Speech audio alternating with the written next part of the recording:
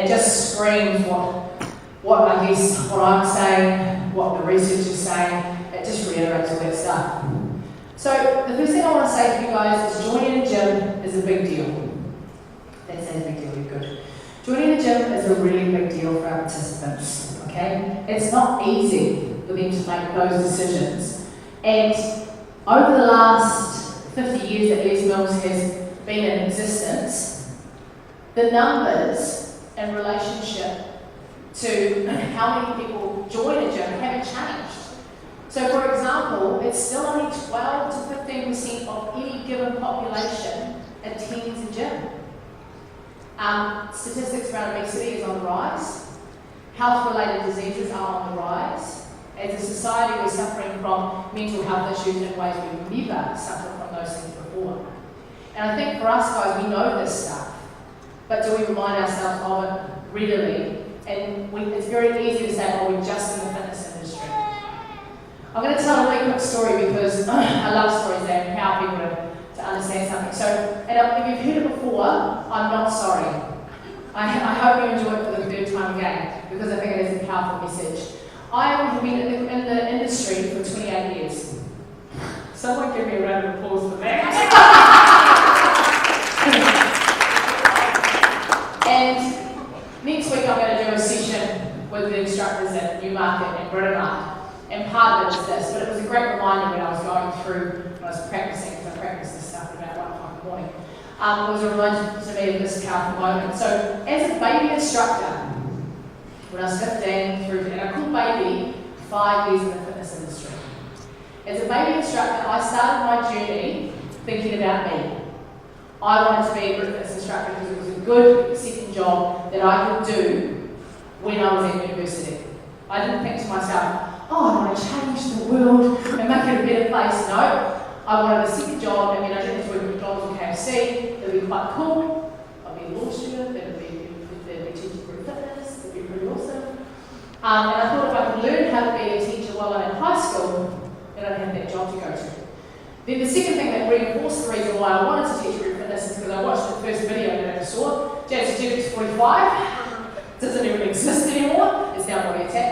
And Stephen Renata, who none of you guys will know, was the hottest guy that I've ever seen in my life. And so basically I just had the biggest crush on this guy forever and did terrible things watching him. Anyway, so laugh louder. Good. But no, so I didn't start my career because I wanted to make a difference in the world. And a lot of you in this room, you might have started your career because you want to be like fitness, you're pretty good at it. It looked like a cool thing to do. Someone tapped me on the shoulder and said, hey, have you ever thought about being a group fitness instructor? Or have you ever thought of working in the fitness industry? So each of you in this room started your journey for a reason. But generally the reason you started was because it was going to give you something. It served you. The session that I'm about to take is on how you have sustainability in an industry. And what I talk about next is a moment in time. I was very self-orientated for about 10 years. Actually 15 to 27 actually. I'm running, this is a bit longer than 10 years. I'm running around the gym, I'm managing a gym called Counties Fitness. I'm running around the gym as I do, and I could run there because my knees were good. And I ran a lot faster. And a woman, as I was going down the stairs, said, I want to say thank you, man. And I looked at her and I said, oh, that's fine. I ran away, and I stopped. And I looked at her and I said, oh, why? And she goes, you saved my life. I had chronic depression, and I don't think I would be here today if you hadn't made me join the gym. I was a membership consultant. That woman still is at Counties Fitness. She got married since then, she's had 3 children. And in that one moment, I realised that I've been so selfish. Everything that I've done had been about me and what I wanted in this career. I've not actually realised the impact that I had in other people's lives. And I guess for me, I really wanted to reiterate this message because joining a gym is a big deal. For us, we take it for granted, you know, and I see you do what you love, right? And I think it's fantastic.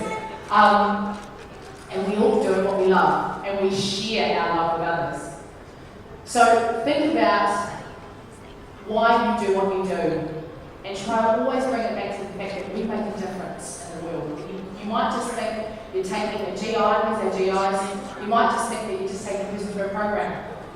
Just think, the difference that you make by making this facility amazing is incredible, you know? The shit you have to deal with, like literally, is amazing. But if you didn't do that, the experience people have in this facility wouldn't be the same. If Chris wasn't sorting out covers at 5 o'clock in the morning and 1 o'clock in the afternoon, it wouldn't be the same.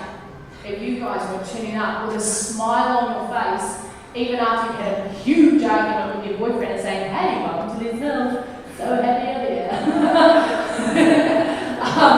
You know, you put this face on, so when those people who turn up to this gym for 55 minutes have an incredible experience, it's that. And it's hard to do that every day. It's hard to turn up every day and say, everything is awesome, everything's good, because it's not. It's not always awesome. It's not always good. But we do it because we love it, and when we figure out a bigger why that sits beyond ourselves,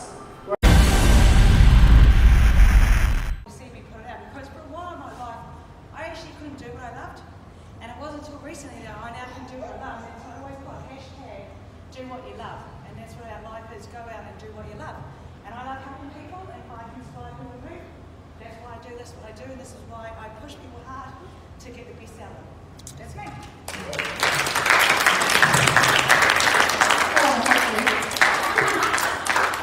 Awesome. So look, a whole chunk of passion has been alive in Les Mills for 50 years. Okay, I remember when I first went to my first workshop, and there was about 100 instructors there, and Maureen Baker, who some of you will not know, most of you will not know, she's actually the Global Education Manager for Les Mills International. She was doing her speech and talking about how, same sort of stuff. If you're in this industry to get rich, get out, is what she said to me. She said, but if you want to make a difference in the world, stay in this room.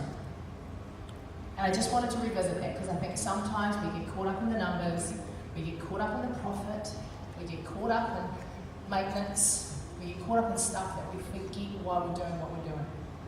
And it's never been more exposed in my life as it has recently.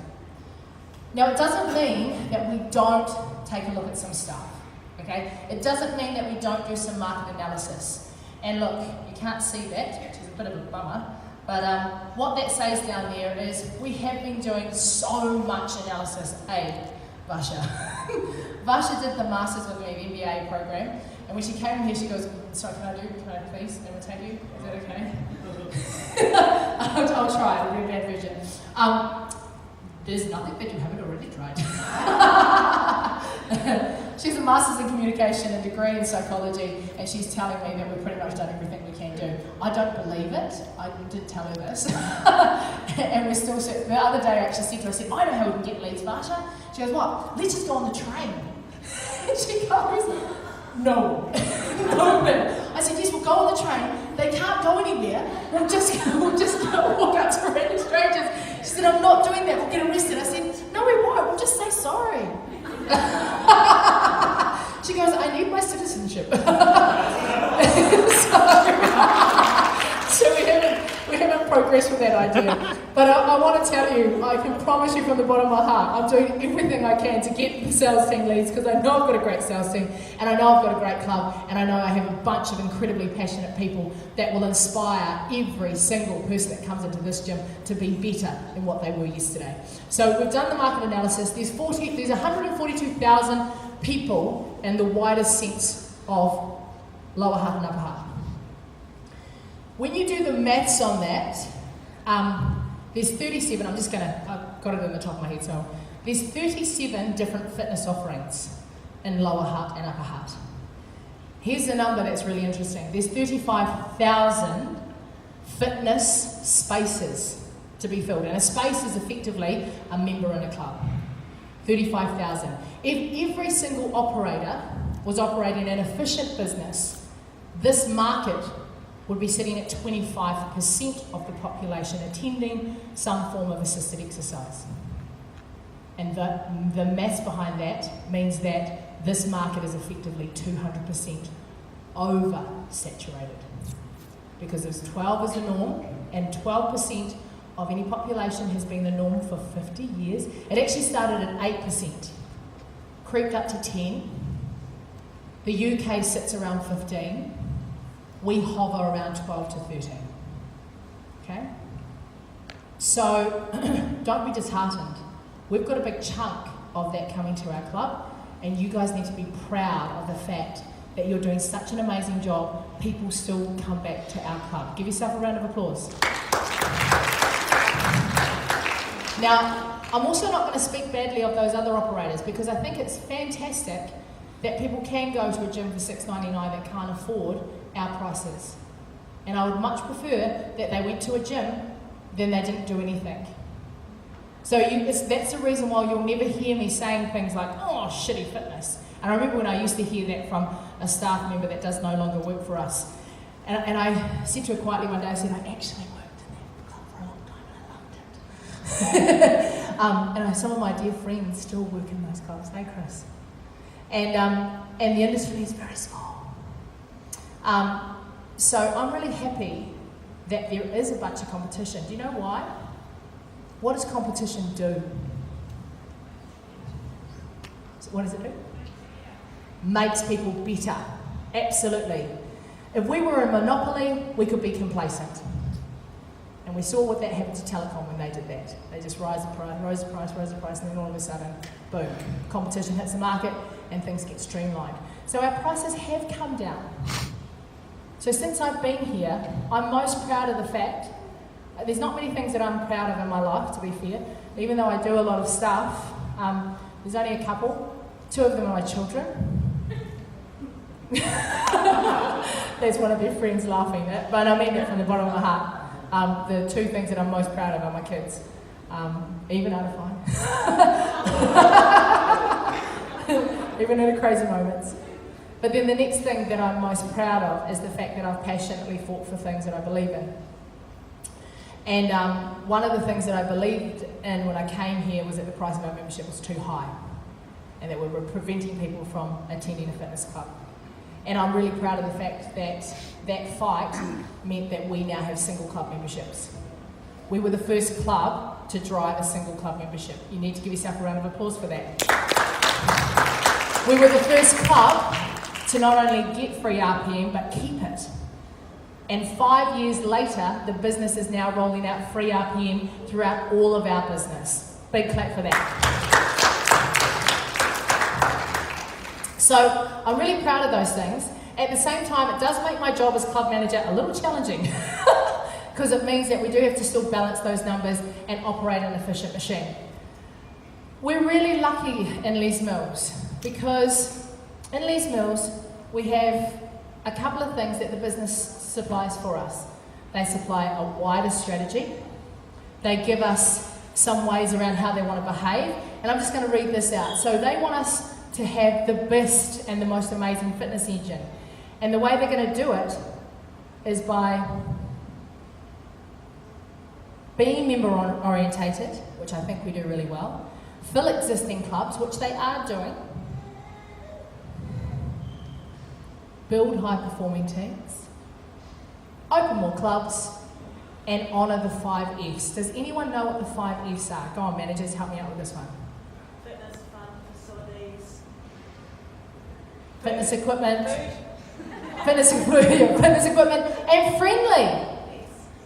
So the 5 Fs are the things that we can, I always feel like I want to say a joke when I say the 5 Fs. The 5 Fs are something that we can control. We can control how much fun people have when they come to our clubs. Yes? Yes. We can control how friendly we are. Please, please, please, receptionists, sales team, frontline staff, cleaners, the people that look after everything that makes it all shiny and beautiful, GIs, you are the face of our business. The group fitness instructors, we kind of believe that we are, but you genuinely are. The group fitness are here for 1 hour, and everyone else, and poor old, and Justine, you're doing everything that no one else wants to do. And most members see you, like you and Mua and Matt do an incredible job in terms of the work that you do in this space. So if you turn up with a winning attitude, then the members that come to our club are going to, I'm always outshone, I know, good. If you do a winning job at being friendly, at having fun, we're 2 of the 5 Fs away from doing our stuff. Now, the 5 Fs, I'm just going to give you a little bit of background around this. We did some research into fitness facilities, and we asked a whole bunch of people. This is across YMCA, City Fitness, localised sports groups, anything that was a sport thing that we said, what's really important to you in the club that you go to? And they came up with those 5 Fs. And no other facility could offer all 5. So for example, the YMCA was really friendly and quite fun, but their facilities weren't always up to scratch.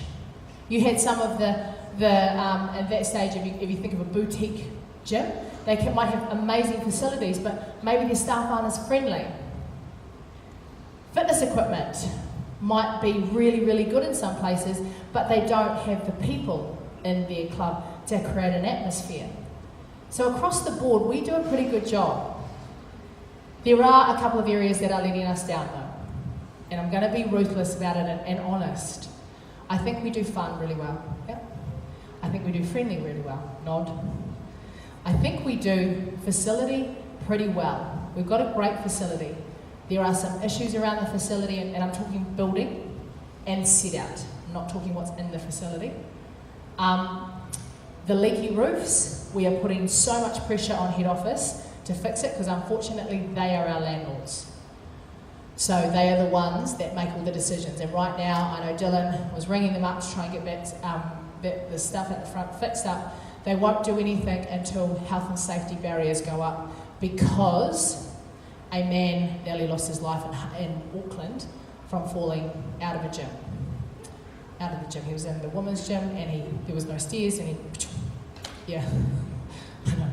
Sounds weird, falling out of a gym. But they're really, really safety cautious. And I'm actually okay with that. I don't mind making sure people are safe. So, facility, fitness equipment. We generally have relatively good equipment. We are going to do another spend. We've got the rig coming very soon. And some of our stuff, some of our cardio equipment is coming up for renewal. And we have a 10-year cycle on some of those things. So that stuff is happening, and we've got a budget to do that stuff. There are some decisions to be made in that space. So I've done friendly, fun, fitness equipment, facilities, and of course fitness classes. And we do that the best.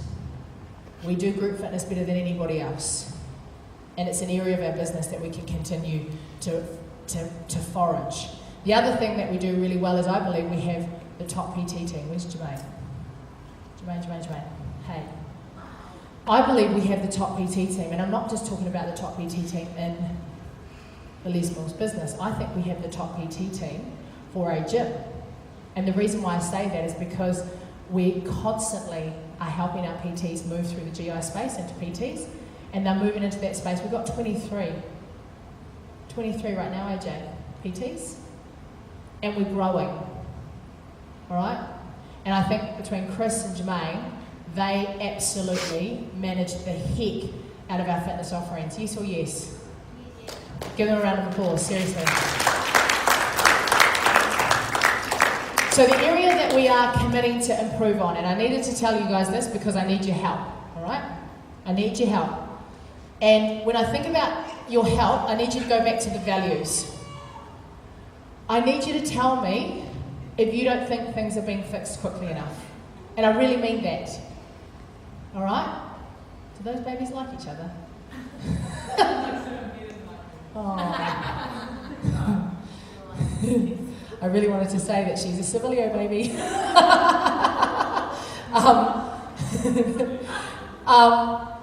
So we need some help in that space. And what I'm going to say to you is it's not okay for things to stay broken for a long period of time.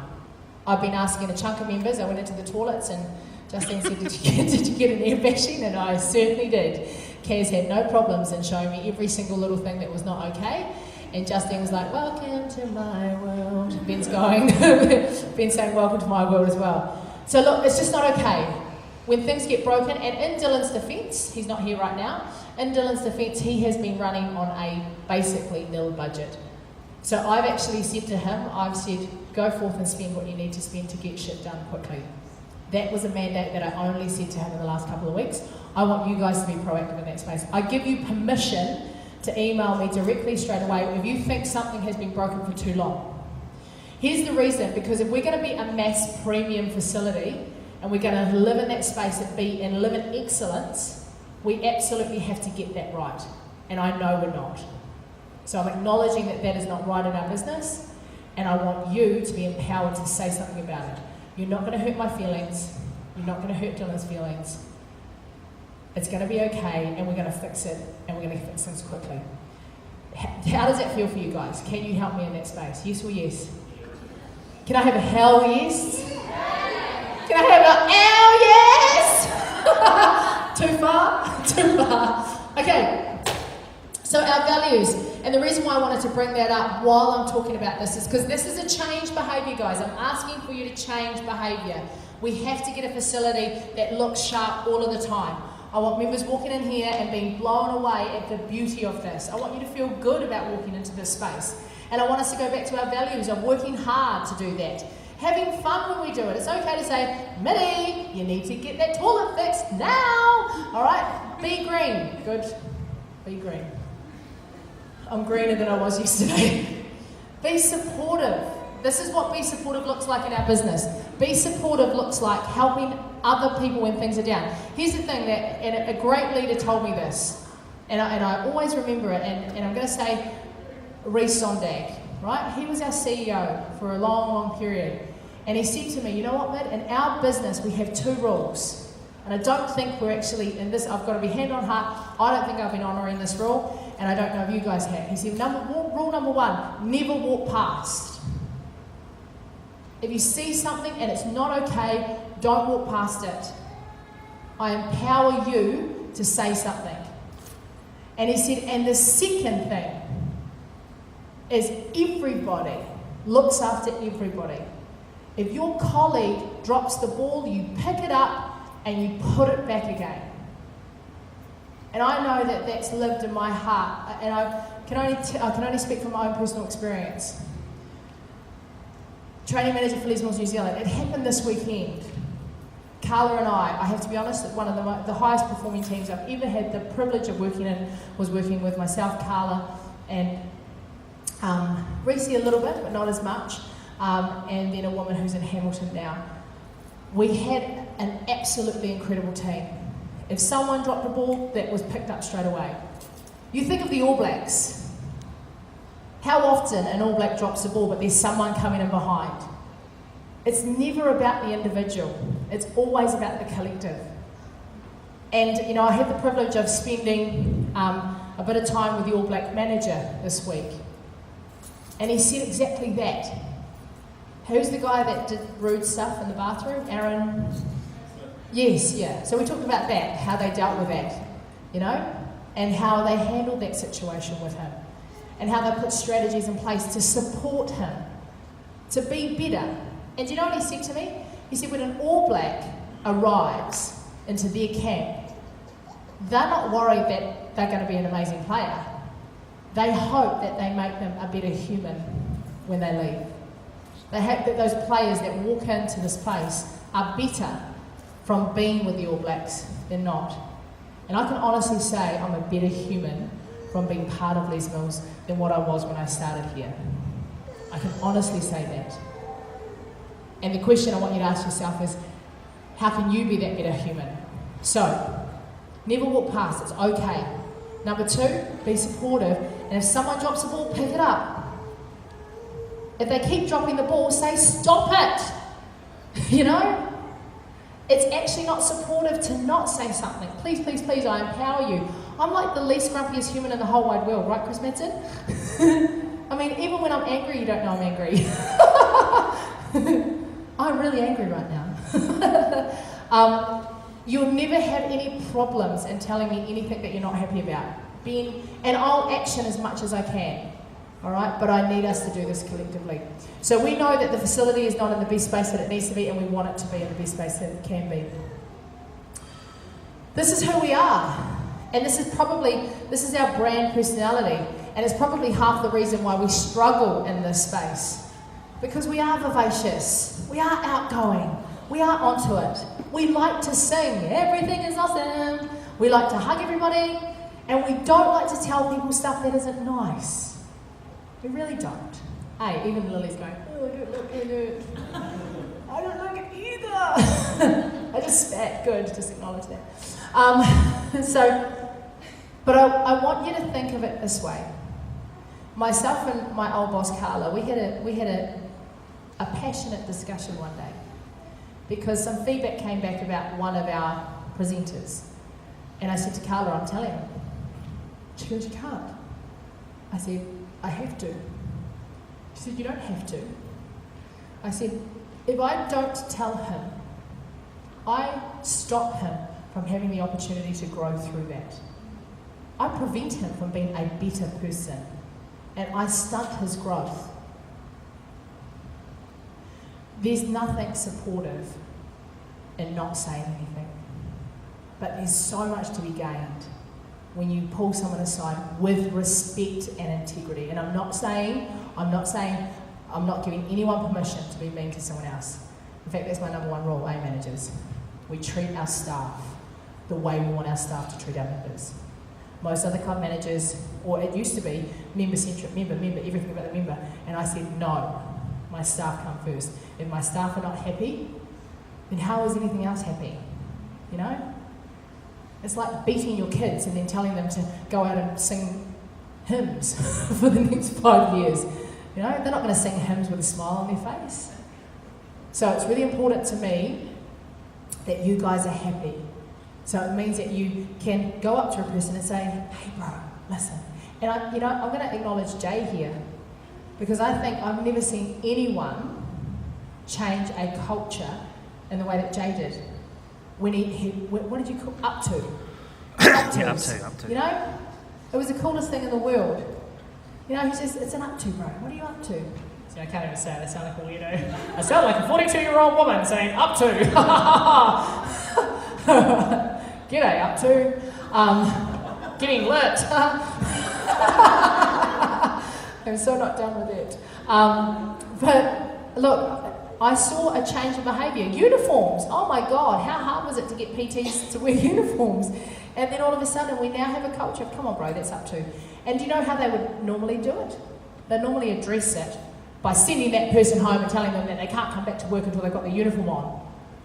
And I don't know about you, but I would much prefer someone to tell me, dude, up to, please don't let it happen again, repeatedly, than be treated like a 5-year-old. Yeah?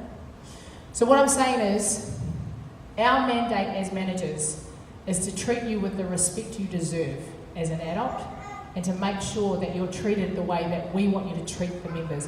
And I really believe that I do that. I believe that I do that. I believe I treat each of you equally. Even when stuff isn't going great, I try really hard to talk about it in a genuine, honest, and respectful way. And that's all it is. Okay? So I want us to be brave in that space. We have a plan. I know it sounds a bit crazy, but we have a plan. And our plan is a commitment to operational excellence. And it's something that our team's been talking about for a while. We've actually got a massive document that outlines what excellence looks like in each department. And look, we've only just started it. We're going to go back at it and see how that operates. But I want you to know that that's something that means something to us. We want to have, and notice how I put staff engagement. Your engagement is so important and critical to our plan. I'm so happy so many of you turned up tonight. I really am. It really means the world to me. Member focused. What we do is about the members. If you walk in here and you imagine that you've seen this for the first time, what would you not want to see?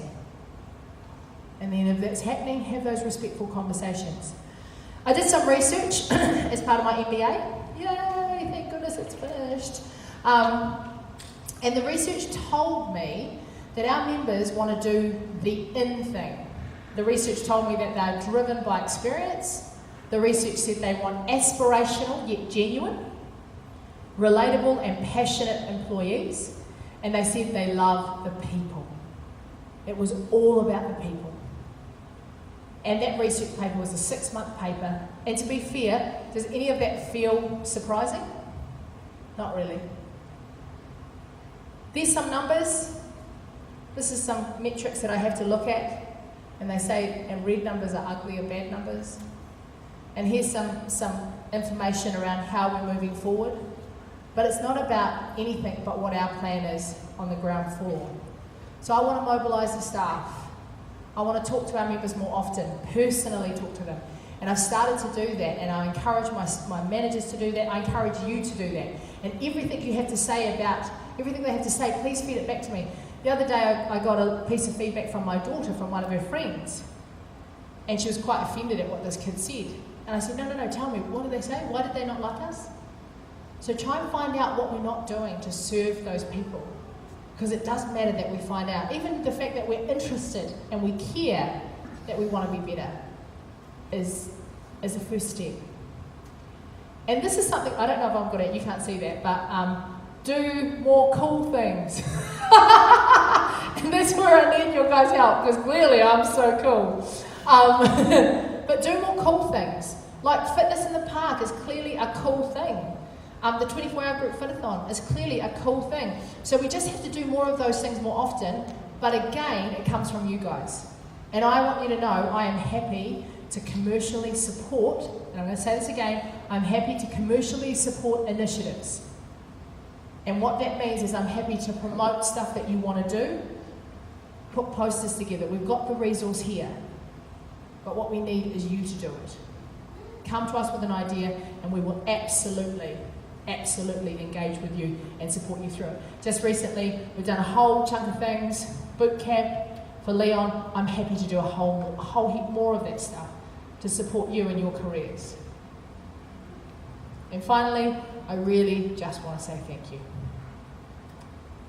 And I'm really going to not cry.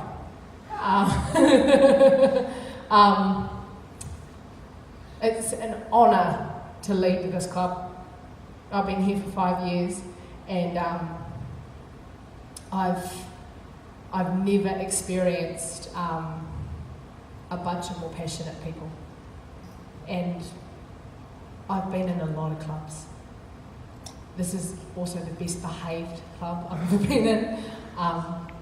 This is probably one of the friendliest clubs I've ever been in. And there's a commitment here to this community that's just incredible. And I'm not talking about my commitment, I'm talking about your commitment. So I really do want to say thank you. And I really do love you, and you don't have to love me back. I'm quite happy if you just tolerate me. And I'm quite happy if you just moderately like me. But I do love you, and I love you for the things that you do for others. I love you for the things that you do for others, and I'm grateful that you do them. And that's all I have to say.